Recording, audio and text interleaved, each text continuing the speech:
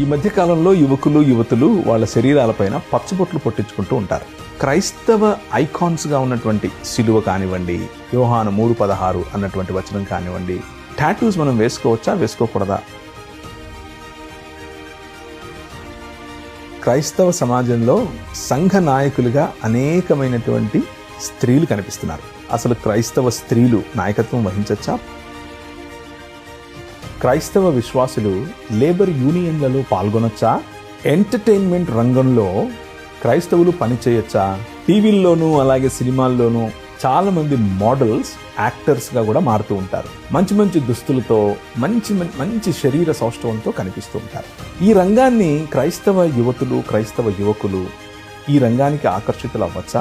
దేవుడు మనిషికిచ్చినటువంటి గుణలక్షణాలను పెంపొందించేవిగాను అలాగే దేవుని రాజ్యాన్ని విస్తరింపచేసేదిగాను ఉందా లేదా అన్నదే మీరు చేసే పని.